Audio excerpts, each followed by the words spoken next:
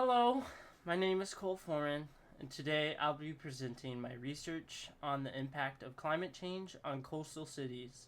This topic is extremely important because millions of people live near coastal lines, and the risks these areas face continue to grow every year. So, this is my slide one, the impact climate change on coastal cities. My hypothesis. My hypothesis for this project is that climate change is increasing flooding, threatening critical infrastructure, and forcing coastal cities to invest large amounts of money in protection. We are seeing higher risk sea levels, stronger storms, and more coastal damage than ever before. Cities now have to invest heavily to protect people, home, and entire communities. So this is my slide two. Uh, yeah. My slide 3. Why I chose this topic. I chose this topic because climate change affects millions of people around the world, but coastal cities are especially vulnerable. The risk of severe storms and flooding grows every year, and I wanted to understand how cities can be prepared for the future. This is something that will continue to affect our generation and the generations after us, so learning about it now feels important and necessary. My target audience. My target audience includes local policymakers, city planners, coastal residents, and emergency management officials. These groups need to These groups need the information because they're the ones responsible for designing, communicating, and protecting the public and making long-term decisions about coastal safety. The choices they make today will affect us how prepared the cities are in the next few decades.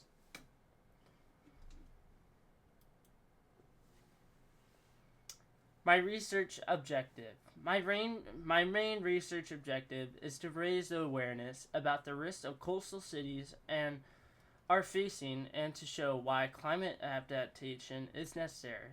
I want my audience to understand how urgent this issue is and why investments in protection, such as seawalls, drainage improvements, and other defenses, are important before disasters get worse.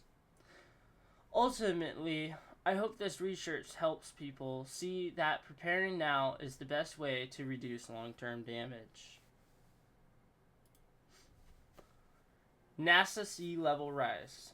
My first source is from NASA, which explains that sea levels have been rising steadily for decades. This rise is caused by melting ice sheets and warming oceans, and as the water expands and more ice melts, coastal cities experience more frequent and more severe flooding. NASA is a highly credible scientific agency, and their data strongly supports my hypothesis that flooding is becoming worse because of climate change. NOAA Sea Level Rise Report. My next source comes from NOAA. NATO. No, my bad. I'm just going to say NOAA. The National Oceanic and Atmospheric Administration. Their sea level rise report predicts major increase in flooding by the year 2050.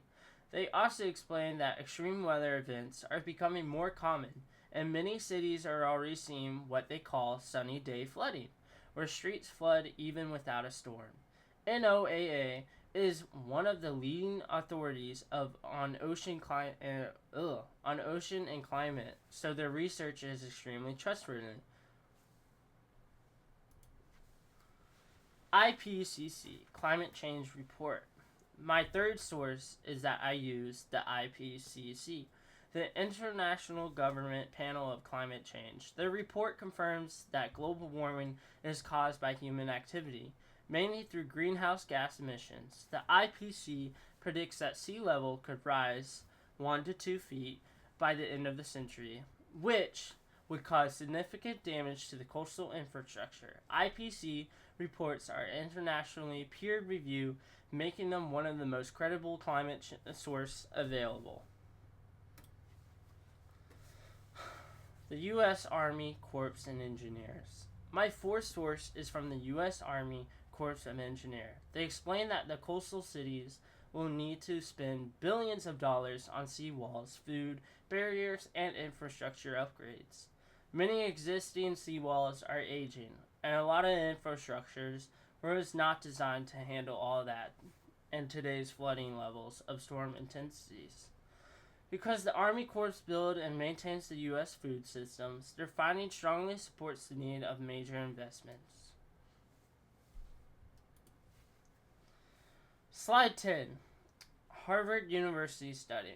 My fifth source comes from the Harvard University study of coastal infrastructure. The study shows that the city like Miami could face trillions of dollars in damage in the future if they don't take prevention action now. Harvard's research also shows that investing in the climate adaptation is cheaper than paying for disaster recovery after the damage has already happened. As a major academic institution, Harvard is a highly credible source that supports the financial side of my hypothesis. Future research / what happens next. Moving forward, these are several areas where my research cannot go next. Sorry about that. Can go next. I want to investigate long-term adaptation strategies and compare what successful coastal cities, such as those in the Netherlands, are doing to perfect themselves. Also, I want to explore the economic side more deeply, specifically the cost side of protection versus the cost side of doing nothing. Some of those questions I still have include: how quickly are the climate risks increasing, and which solutions are the most effective for long-term protection? In conclusion, climate change is increasing flood risks for coastal cities, and these areas are becoming more vulnerable every year. The scientific evidence strongly supports my hypothesis that rising sea levels and stronger storms are putting infrastructure at risk. Requiring a major investment, cities must adapt and prepare now to reduce future damage. Thank you for listening.